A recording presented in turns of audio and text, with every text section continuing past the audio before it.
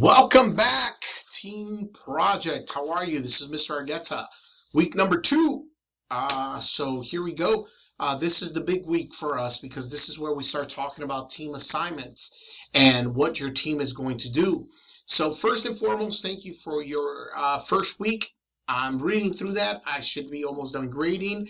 Well done. I appreciate it. I do have high expectations for this course. Uh, One of the reasons why is because everyone in this course, as I've mentioned, should be towards the end of their time at GNTC in the business management program. This should be considered a capstone course, which essentially means you should at least have acquired some business knowledge. I understand that you guys are all in different levels. I get all that, but at the end of your time here at GNTC, there should be something that was retained. So I do have a little bit of an expectation that's higher than principles or intro to business, all those other courses. Forgive me for coughing.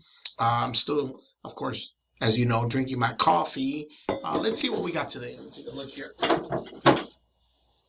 This is what I'm drinking today. This is the Nespresso Starbucks version. Looks like a little capsule. It's the Sumatra blend. So it's a strong coffee, as you guys already know. I'm a big fan of stronger coffees, and essentially helps me get through the day. It helps me sort of focus on what I got to do.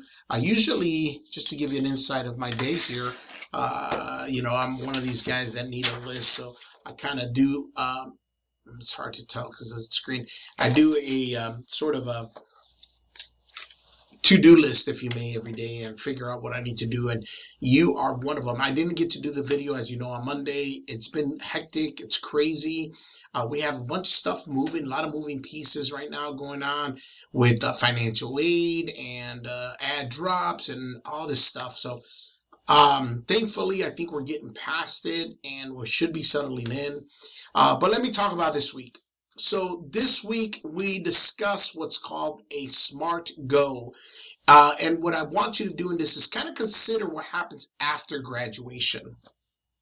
Putting a plan together for some of you.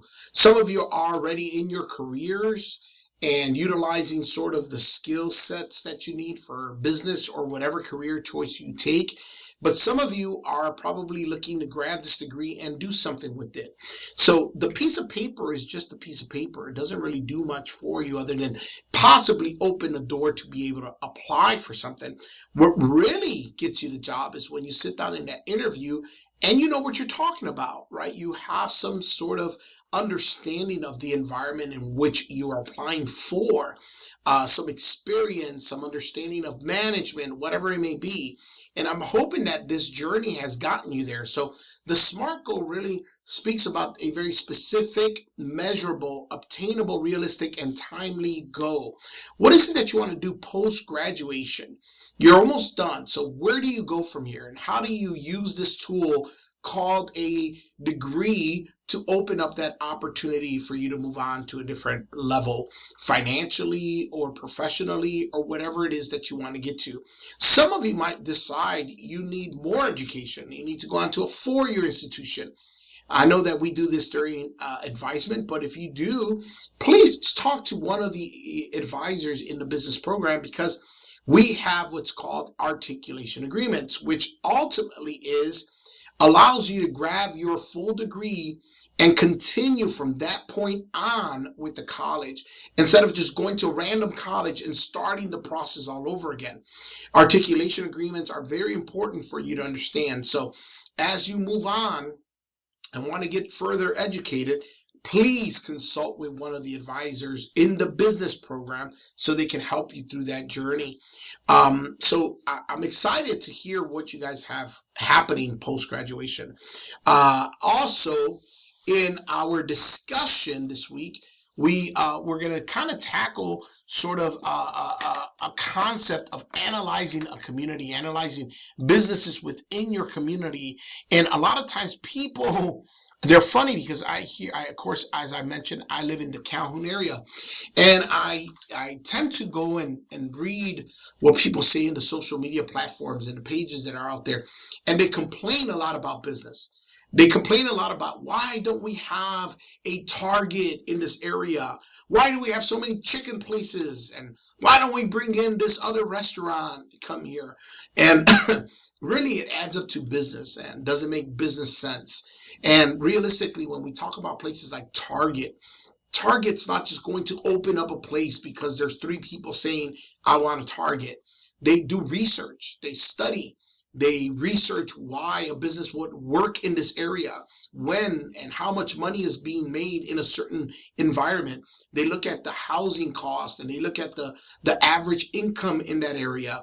You can go online and see research on what's the average medium income of your area, and you can tell based on that what business it would attract. You'll wonder why there's so many Dollar Generals or dollar stores in these areas. It might be income based. It might be because people of a certain bracket of income tend to frequently go to those places. Think of the models of a business, why business models operate.